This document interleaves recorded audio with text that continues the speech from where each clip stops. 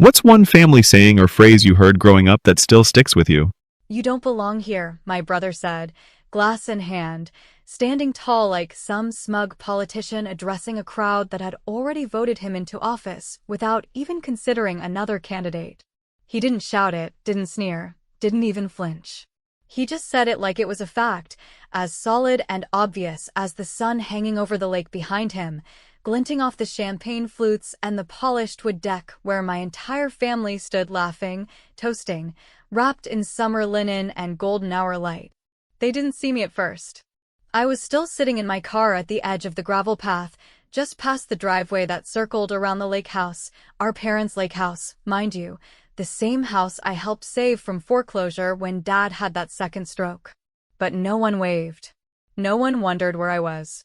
And no one, not even Rob's overly polite wife with her permanent Botox smile, thought to send a text. I wasn't invited.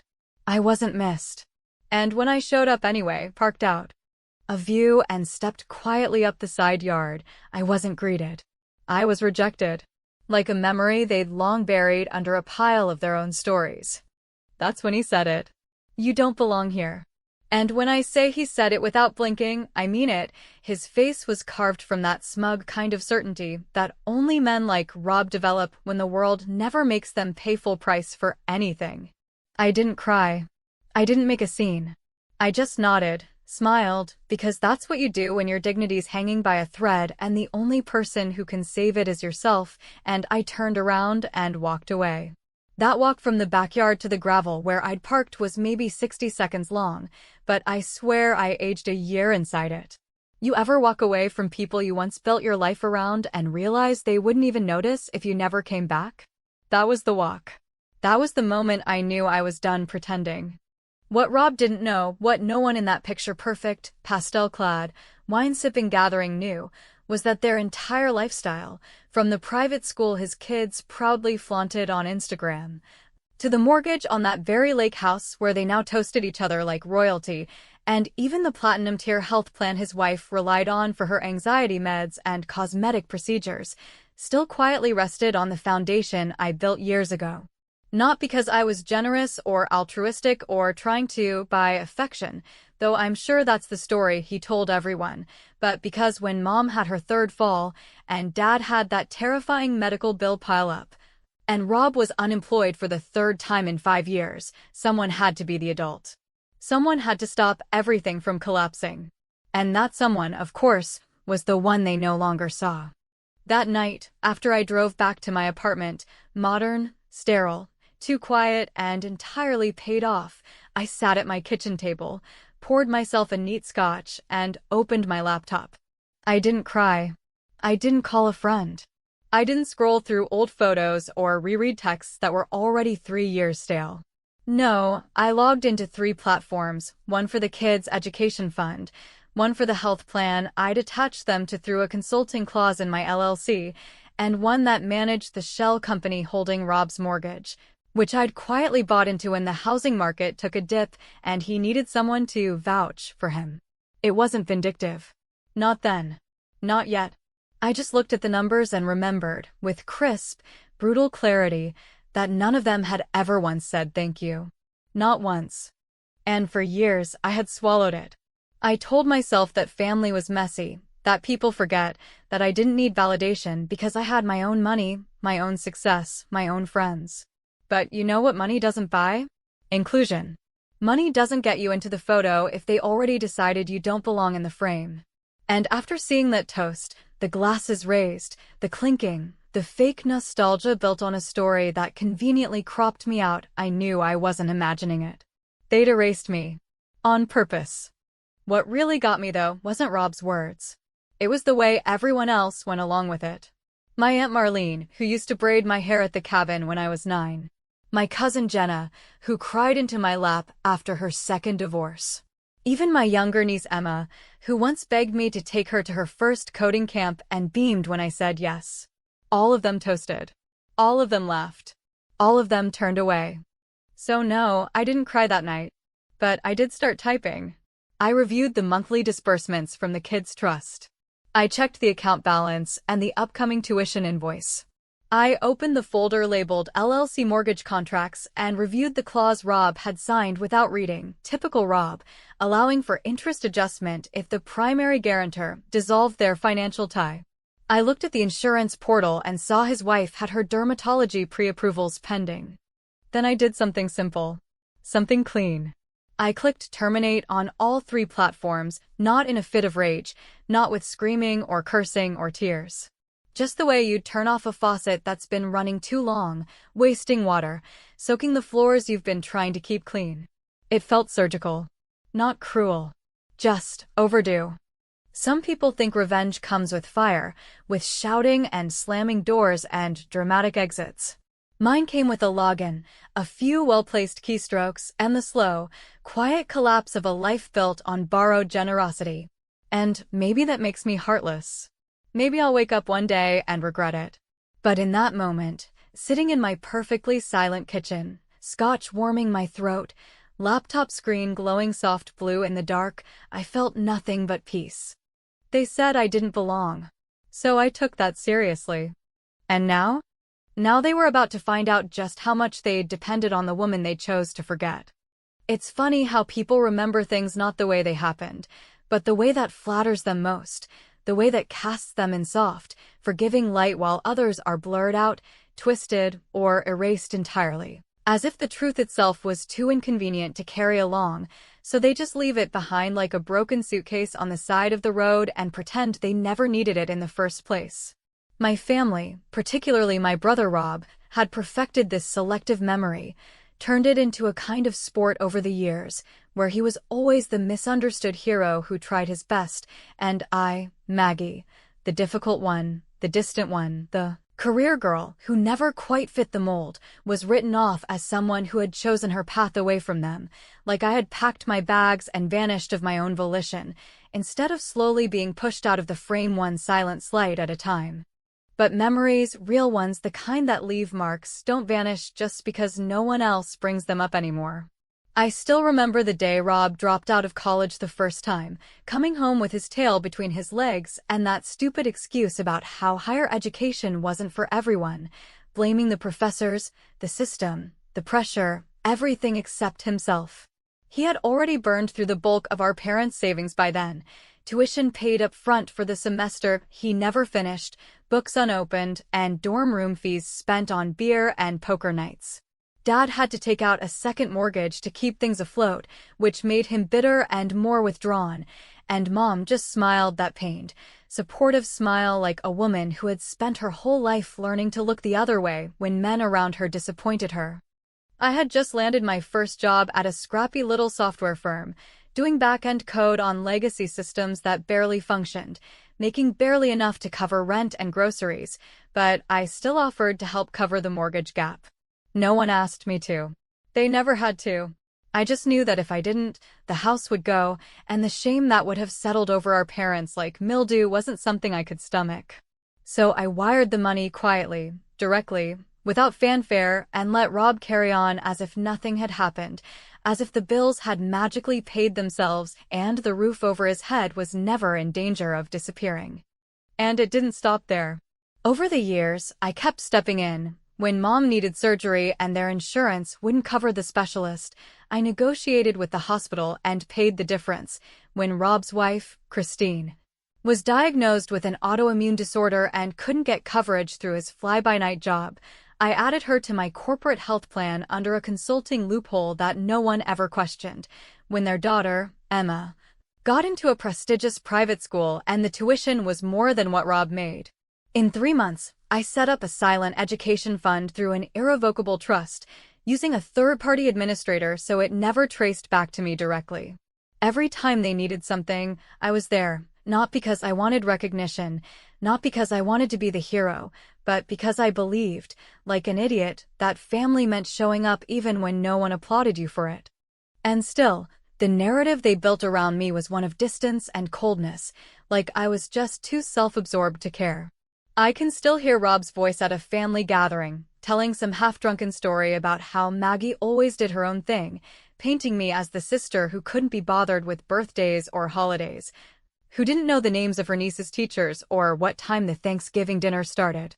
No mention of the wire transfers, the late-night calls with billing departments, the tax loopholes I exploited to make sure Emma's education wasn't taxable income. No mention of the hours spent on hold with hospitals, or the time I flew in from a business trip in Singapore to meet with Dad's neurosurgeon after his second fall. Just silence. Just that shrug and half-smile like, you know, Maggie. It wasn't until recently that I realized the silence wasn't accidental. It was cultivated, deliberate, a way to reshape the story until I no longer existed in it except as a background character. The blurry figure in the corner of family photos who could be cropped out without losing the spirit of the image. And I let them. That's the part that makes me angriest now, not that they forgot, but that I allowed it. I stood there, over and over again, giving what I had, fixing what they broke, and never once asked them to remember it.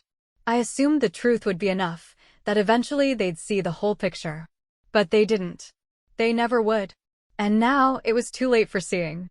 So when I terminated the education trust the night of the toast, the one I hadn't been invited to, the one they smiled through while pretending I didn't exist, I wasn't acting out of rage or spite. I was acting out of clarity. The trust administrator called me the next morning, hesitating in that way lawyers do when they don't want to question your decision, but also know it's going to cause damage. "Are you sure?" she asked. "Yes," I said.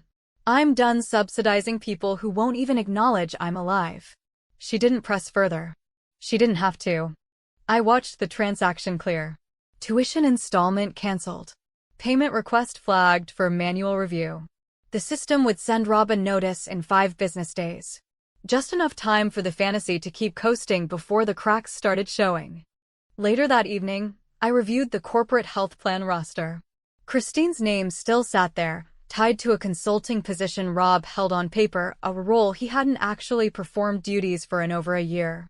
It was a technicality, a loophole I had left open because I didn't want her to suffer. But standing at my window, watching the city light up while their lives went on without me, I realized I didn't owe them protection anymore. I didn't owe them silence. I didn't owe them anything.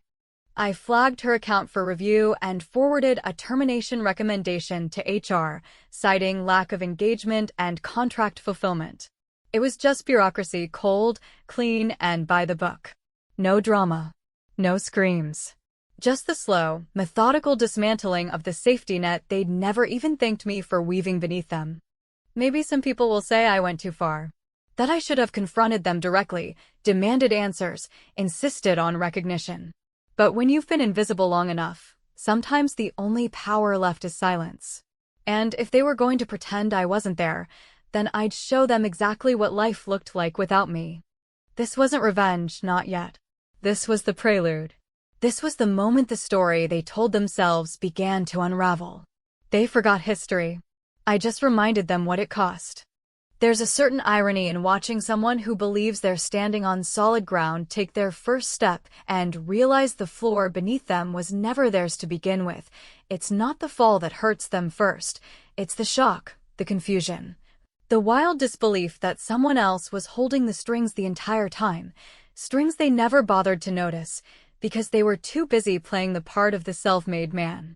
Rob, for all his charisma and empty charm, had never once paused to ask himself how the machinery of his life kept running so smoothly, never once questioned the absence of resistance in a world that should have, by all logical measures, knocked him on his ass years ago. And why would he? After all, when the bills vanished, the approvals came through, and the doors opened on cue, it felt, to him, like just desserts, like things falling into place, because that's what the universe did for good guys like Rob. It never occurred to him that I, Maggie, the sister he publicly disregarded and privately leaned on like a crutch, was the one oiling the gears behind every illusion of his stability. There are people who wield power through visibility, loud voices, nameplates on office doors, headlines, and applause. And then there are those who do it quietly, through contracts, clauses, silent equity positions, and paper trails too complicated for the average ego to trace. I learned early on, working in the trenches of corporate tech, that real control never comes from what people can see, it comes from what they don't. And somewhere along the way, while my brother was trying and failing to run his boutique real estate business into the ground and charming his way out of financial incompetence with rehearsed smiles and borrowed confidence, I had positioned myself, piece by piece, as the quiet architect of his family's financial survival. Not out of love, not even out of duty, those sentiments had long since been blunted, but because I was tired of watching people suffer for his recklessness. But when someone finally tells you they don't need you, when they stand on a deck you helped pay for, toasting with glasses bought with money they never earned, and they look you in the eye and say you don't belong, something inside shifts. Something hardens. Rob didn't know that his mortgage, the one he believed he refinanced through some sympathetic lender after being rejected twice, was actually underwritten through a shell firm partially owned by one of my smaller holding entities, a quiet, unobtrusive LLC that specialized in risk-based lending, backed by a capital fund I had poured discretionary income into for years. He didn't know that the flexible rate loan he signed, so grateful for the lower upfront interest, contained clauses that triggered automatic hikes upon the dissolution of its guarantee structure, which, coincidentally, was secured by a consulting agreement I had filed for him back when he needed proof of income to qualify. In simple terms, his house was mine, at least structurally. He lived there because I let him.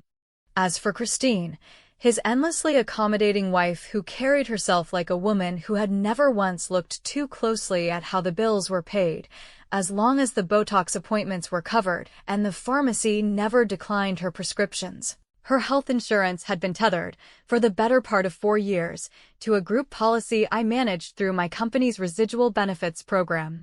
When I originally included her, I did so under the assumption that maybe, just maybe, Rob would one day acknowledge it, that perhaps he'd tell her where the coverage came from, and she'd send a message, a holiday card, a phone call, anything. But acknowledgement never came. Only silence and more assumptions. So I stopped waiting for thanks and began preparing for closure. I drafted a formal notice of non-renewal for the consulting clause Rob was listed under, flagged Christine's policy for removal from the benefits group as inactive dependent not fulfilling eligibility, and updated the documentation to reflect the change in employment status.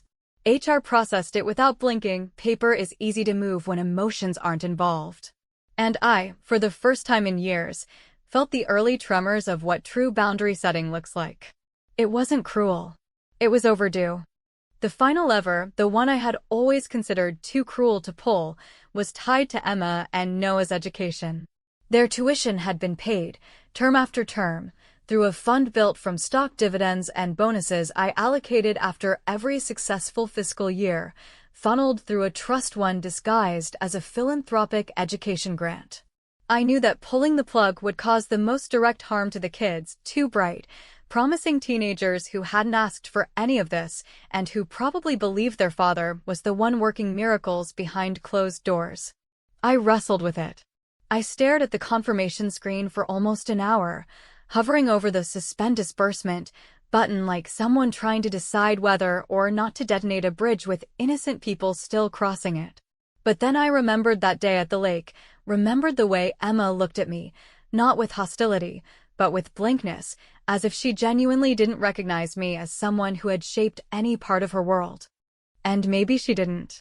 Maybe that was Rob's greatest achievement, raising a family so well insulated from truth that they never even saw the hands holding them up. I clicked confirm. The system notified the administrator. A letter would be sent to their home within the week, politely stating that the grant had ended and future invoices would be the family's responsibility. It was polite. It was distant. And it was devastating. For the first time in decades, the framework of their lives was no longer propped up by my invisible scaffolding. I wasn't cutting them off, I was simply stepping away. Rob's calls started 2 days later, first as texts, short, confused, vaguely accusatory, then escalating into voicemails where his voice cracked between anger and desperation, each one shorter than the last, each one begging me to call him back, to talk about this. But I didn't call back. I didn't need to. He'd already said everything when he told me I didn't belong. He meant it. He made it real. It takes a long time to make people believe you're irrelevant, but once they do, It's amazing how cleanly you can disappear, and how violently the absence hits once the reality sinks in. My revenge wasn't loud. It wasn't dramatic.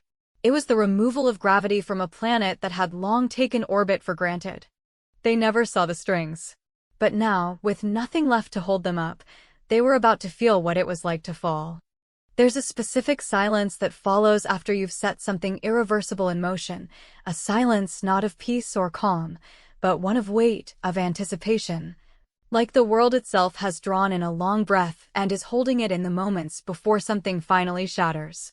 I didn't wake up the morning after pulling the financial floor out from under Rob's life expecting fireworks or chaos, and I certainly didn't expect apologies, because people like Rob don't apologize, not because they're incapable of remorse, but because remorse requires the presence of accountability, and accountability was something my brother had spent most of his adult life sprinting from. I got up, brushed my teeth, answered a few emails, and made myself coffee while the first waves of consequence began crashing into a man who had built his entire persona on borrowed ground, entirely unaware that the borrowed part was never a secret. It was simply something he thought would never be collected on. It wasn't until around noon that the first missed call came through, and when I saw his name light up my phone, just his name, no message, I knew exactly what stage he was in: confusion, maybe a touch of arrogance still, thinking it was all just a clerical error, a glitch in the system, something easily corrected with a firm tone and a demand to speak to a manager. That's how Rob always handled discomfort, by assuming it was temporary and beneath him. But it wasn't just one call. By the end of the afternoon, there were 3 voicemails, each more panicked than the last, though he still hadn't said anything explicit. The third one was where his voice started to shake, where the edge of disbelief bled into something raw. "Maggie, I don't know what's going on, but can you call me back? Please?" But I didn't call back. I didn't even listen to the voicemails in full. I simply watched them pile up, one after the other, like little digital monuments to a man finally realizing that the universe wasn't going to fix this one for him. It wasn't until later that evening that the messages started coming from other people, more distant at first. A polite inquiry from Aunt Marlene, a vague text from Cousin Jenna that read, "Hey, just checking in. Everything okay with Rob?" As though any of them had even considered checking in with me over the last decade, unless it involved a family emergency or a favor they didn't want to ask directly. Their concern now, though awkward and clearly performative, was telling. It meant the ripples had reached them. It meant the water was starting to spill over the edges of the illusion.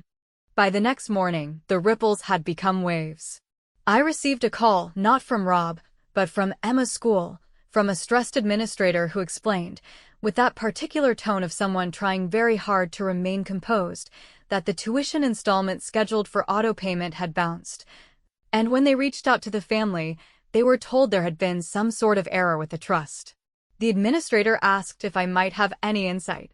I told her, calmly and without hesitation, that the trust had been terminated and that I was no longer affiliated with its operation. There was a long pause, followed by the kind of thank you people offer when they realize the conversation is over and the solution they hoped for is not coming.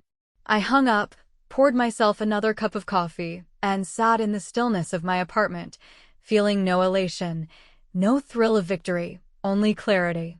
For the first time in years, I was not a background benefactor. I was simply not there. That night, he came to my apartment. I hadn't seen Rob in person in almost 2 years, not since Dad's funeral, where he delivered the eulogy like a TED Talk and barely acknowledged me outside a passing, "Thanks for coming," which he said as though I were a distant cousin who'd flown in from a red eye. I almost didn't recognize him when he showed up at my door, his eyes wild, the kind of unfocused panic that doesn't know where to land, hair disheveled like he'd run his hands through it 1,000 times on the drive over. He knocked once, then again, louder, and I could hear the urgency in every movement. I didn't open the door immediately.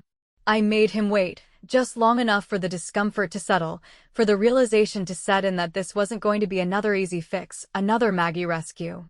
When I finally opened it, I didn't invite him in. I didn't smile. I just looked at him, face neutral, body language calm, and said, "You shouldn't be here." And that's when it all poured out of him, words, accusations, desperate attempts to frame everything as a misunderstanding. He didn't start with apologies. He never does. He started with blame, that I had gone too far, that I was punishing his family, that the kids didn't deserve this. His voice cracked on that part, and I almost felt something, almost.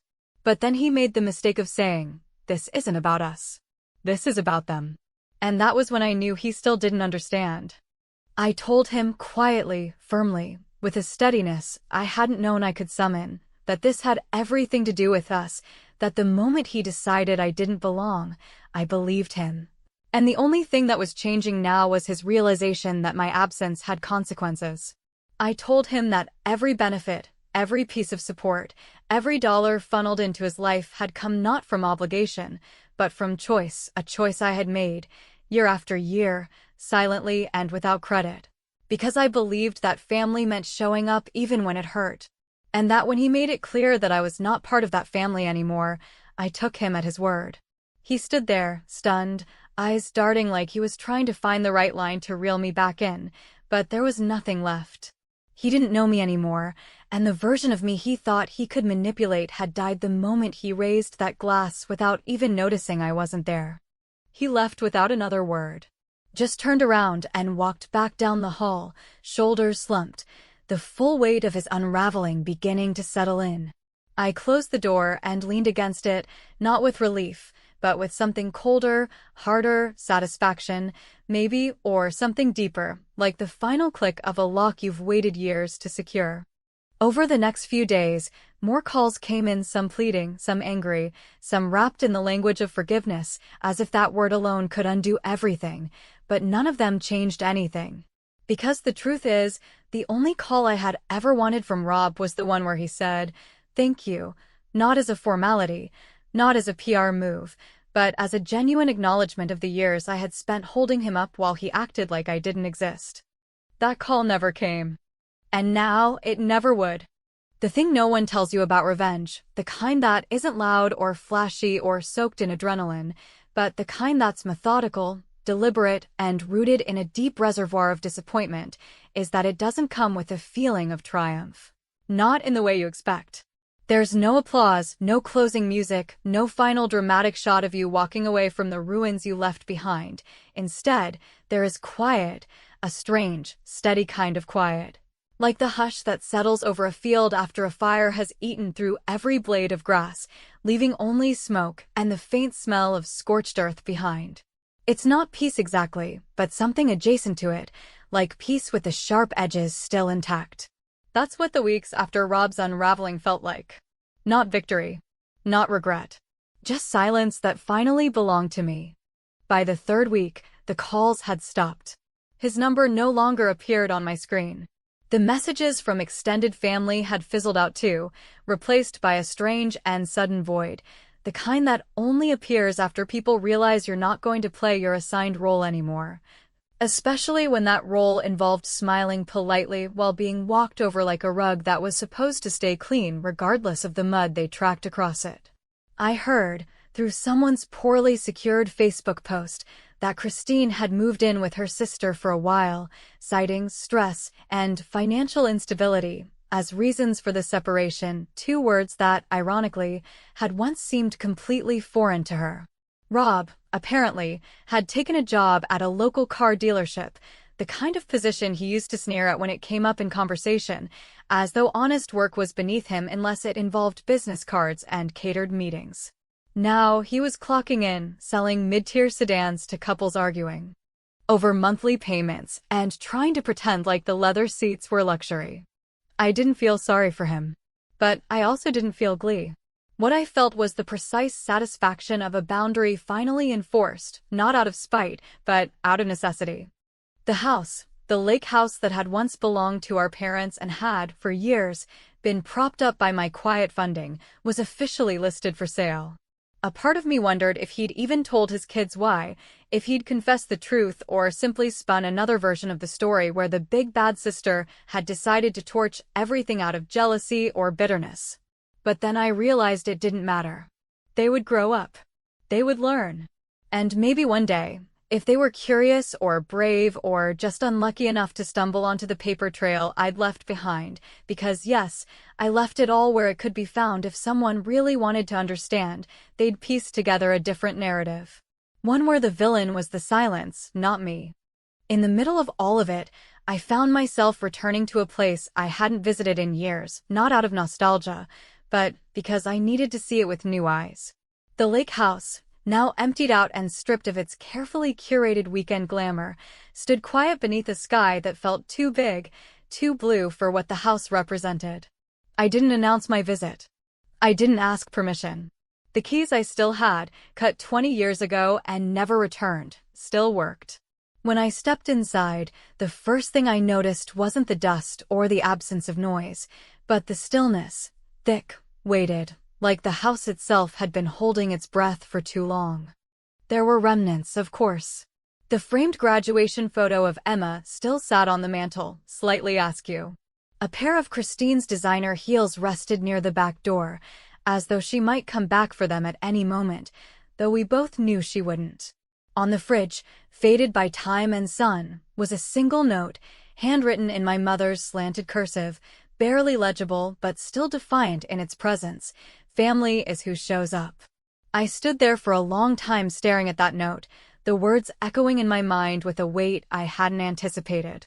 Because for all the ways I had been erased, pushed out, ignored, and rewritten, that note hadn't moved. It had stayed, like it was waiting for someone to come back and understand it. And I did. I folded it carefully, tucked it into the inner pocket of my coat, and left without looking back. Not because I was finished grieving, or because I had found closure in some neat, cinematic way, but because I finally understood something that had eluded me for too long. I had shown up. Over and over. When no one noticed, when no one thanked me, when it would have been easier to walk away, I showed up. And the moment I stopped, the moment I took my hands off the wheel and let the consequences catch up to them, the entire facade collapsed. Not because I destroyed anything, but because I stopped saving them. That's the thing people forget when they talk about betrayal or loyalty or the sacredness of family. They forget that all those things are sustained by effort, by presence, by choice. And I had made the choice for years, quietly, consistently, with no guarantee of acknowledgement or appreciation. But the moment they chose to cut me out, to raise a toast in my absence and declare, publicly and without hesitation, that I did not belong, they lit a match. All I did was stop holding the fire extinguisher. Now, when people ask about my family, and they do, because that's what people do when you're in your late 40s and unattached, and they want to know what anchors you, I tell them this. I used to have a brother. I used to have a family. But family isn't blood. It's presence. It's memory. It's the kind of invisible work that holds people together when nothing else can. And if they choose to forget that, if they choose to pretend you were never part of the scaffolding that held their world up, then maybe the most loving thing you can do, the most honest thing, is let it all fall down and walk away. Because some fires don't need gasoline. Some fires are fed by silence, by omission, by years of quiet expectation that you'll never leave, never stop giving, never demand to be seen. And once you finally do leave, once you demand to be seen even through absence, they call it cruelty. But I call it truth. And if that truth burns, then so be it. Because sometimes, fire is the only thing that shows them what you are really made of.